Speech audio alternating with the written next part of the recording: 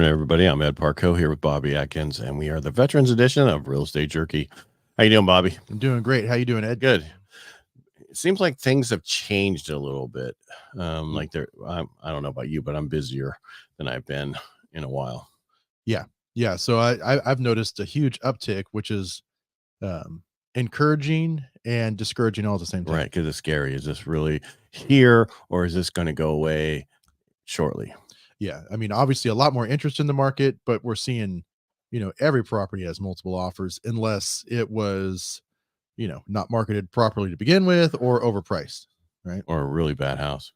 Yeah. That would be the overpriced one. Okay. So there's a house I looked at last week. Right. Mm-hmm. And this thing in the description, it says it's a fixer. Right.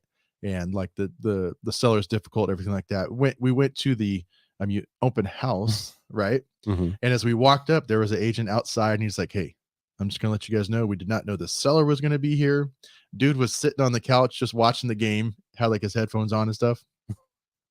That house just went pending. So, well, that means there was less competition because not a lot of people, oh my God, there's someone here. Let's go. Yeah. But still, I mean, even like you couldn't get a worst case scenario. The house was filthy. The carpet was trashed. The dude's sitting there just drinking beer, eating chips, watching the football game, and someone put an offer in it. Well, they probably go, "Hey, we're gonna have no competition on this one." Yeah. That's just funny. Yeah, sellers, don't do everything to scuttle the sale of your house. But only one person can buy it anyway. I know. It's just, man, talk about. Oh, and the only time you could see the house was during open houses. There was no scheduling. Right. Well, I get that.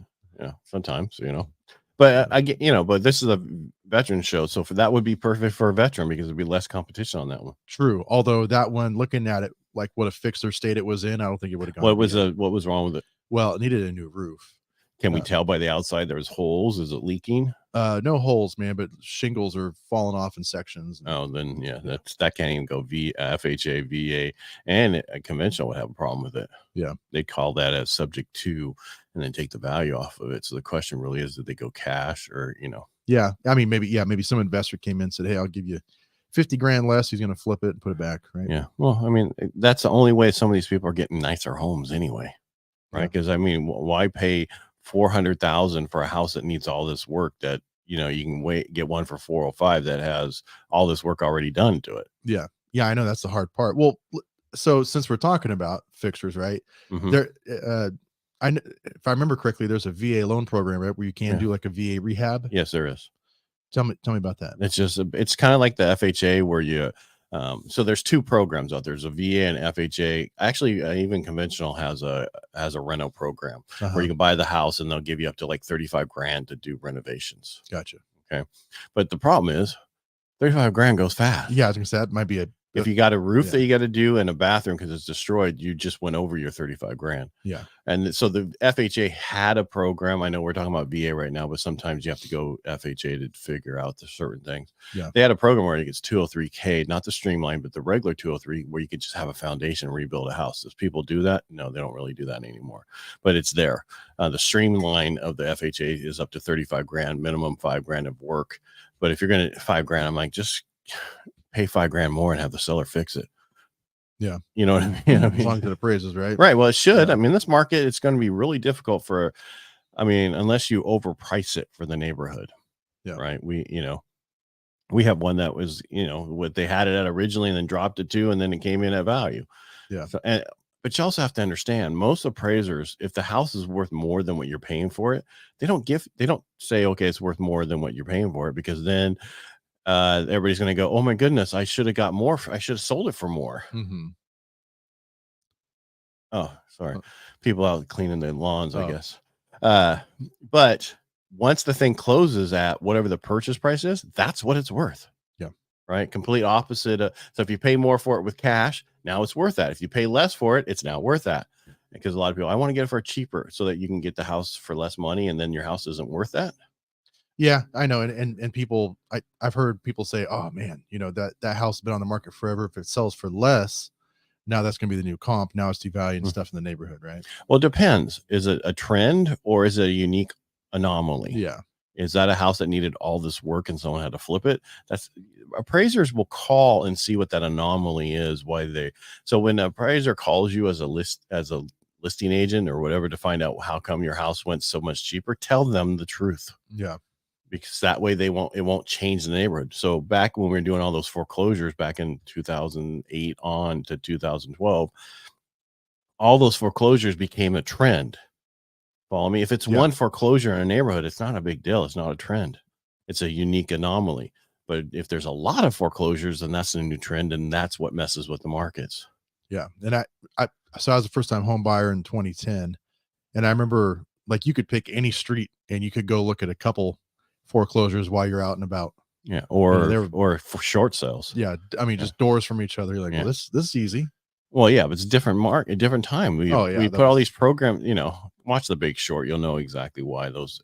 People that should have went to jail didn't go to jail.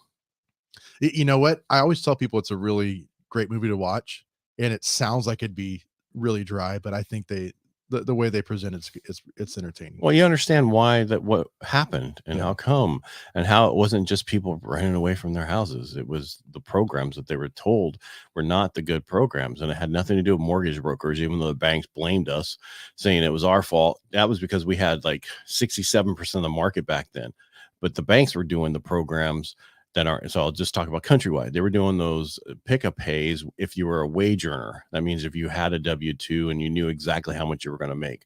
Those programs, and we talked about this a long time ago, were only for originally World Savings had it, and they only did it for business owners because business owners' potential income could change every month, right? Depending on how busy you are. So that's why they're like, pick the payment you want, pay more than, wage earners know exactly how much they're making. And if they go into that so cheap from the beginning, they're not going to make the higher payment. They're going to make the little cheaper. And that comes back and bit them. And that's WAMU changed it.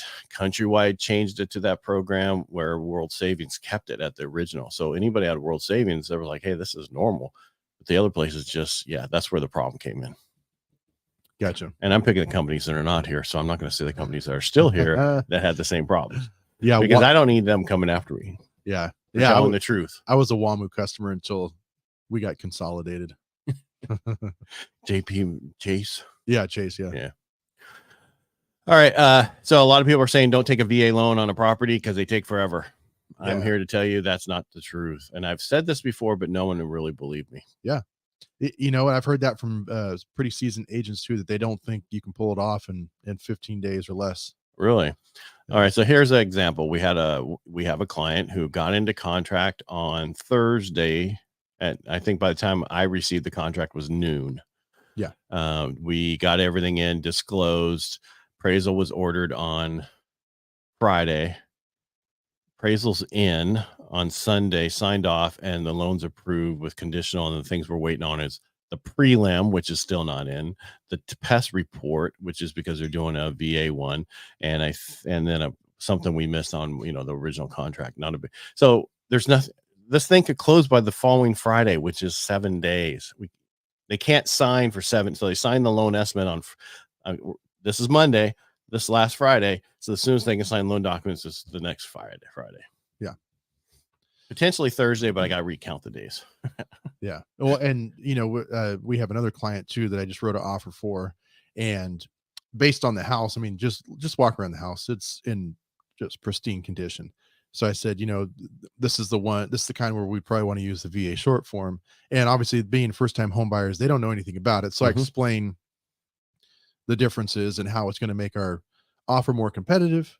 And then I also explain that in the email when I send it to the listing agent with our offer. And they're probably going, what are you talking about? Yeah. They're like, I haven't gotten a response yet, but I've talked to seasoned agents and only a couple have heard of this short form. And I think going forward, that's going to be the way that VA doesn't get beat up, because I was explaining to my buyer, I'm like, it used to, everyone thinks you need clear section 1. Well, that could be a few $1,000s, right, to the seller, and they're gonna be like, well, that's not worth it. Right. Well, it just depends on how busy it is, if they want to do the pest, if it's clean pest or not, or if they wanted. So I deal with that a lot, and that how it came up with Snohomish County, because there isn't a home without a termite issue. There isn't. There just isn't. Yeah. There's a lot of termites, and they love eating wood, and you're going to find something, deck, whatever. Yeah. And so the short form is the best way to go. It just says there's no active pest, and everybody up there knows about it that I deal with. Mhm. And then down here, it doesn't come up a lot because usually, it's a $800-900, pest report if they took care of the house, because they always find the dirt up against the house or the Yeah.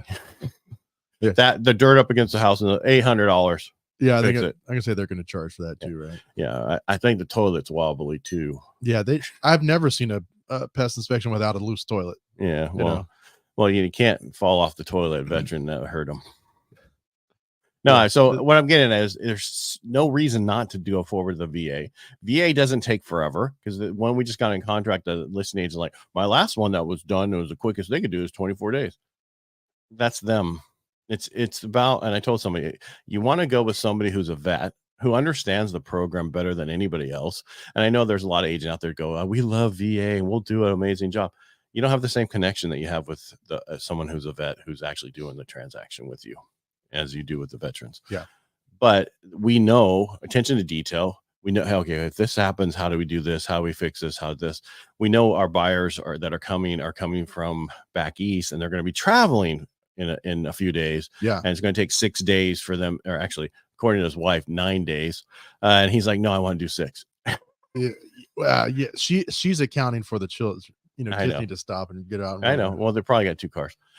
You take your car, I'll take mine. But the biggest issue we're going to have is when can they sign with their traveling? Where can we meet them to get that done? And that's the real question: is when are they going to be here? I think that's the biggest stumbling blocks going forward. Even though we could be done and have them signed by next Friday, they might not be in a place to sign. So we'll do it the following Monday or whatever when they get here. Yeah. That way, there's no send it to them, come back. We can still close early, but the question is, how early do we want to close? Yeah, and I was going to say, if say we catch them in some city halfway on their trip, they might beat the docks back, right? No, because overnight. Oh, they can they always overnight them? Mm-hmm. Yeah, they always overnight them. They don't because otherwise they lose them. Yeah, so when they send the docs, they're emailed to the notary, and then the notary signs them and then overnights them back, and usually come the next day. So depending on where they're at. Gotcha. Yeah, but I mean, they could stay a couple extra. You know what I mean? It's just get them back, get them done, and fund and record and be done with it. They still got to wire the money. They still have to do a lot of stuff. The question really is, if they weren't traveling during that period of time, the real question is, that's the issue. We got a 15-day close. Do we want to close on the 9th day, or do we want to wait till the full the following Friday? Yeah, it's still on time and early. Like I say, it might be a little too much to add along with the driving. Well, it's not on us; it's on them. It's for our clients. Yeah, that's what I'm saying, right? Like that might be just. Well, that's what I'm going to ask them. Hey, and because they asked me, so when you get insurance, you have to do the loss payee, which is the mortgage clause to know who to pay off.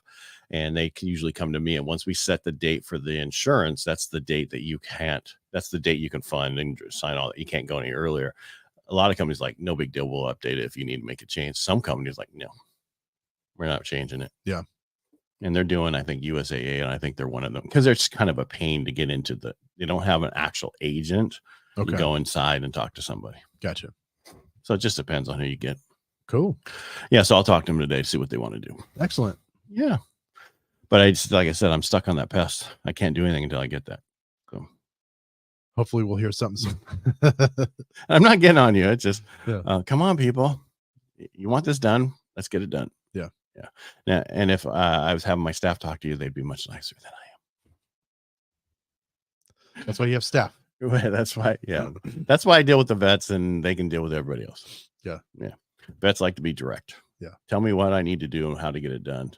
Don't sugarcoat it. Just tell me. Yeah, like I say, we don't need to be babysat and handheld, right? Well, it's like I want a coach, not a cheerleader. Yeah, I like that. Yeah. All right. Anything else today? No, that's it, man. Sounds good. All right. Thanks for being here, Bobby. And again, thanks for being here. We really appreciate you. We're here every Tuesdays and Thursdays at 9 a.m.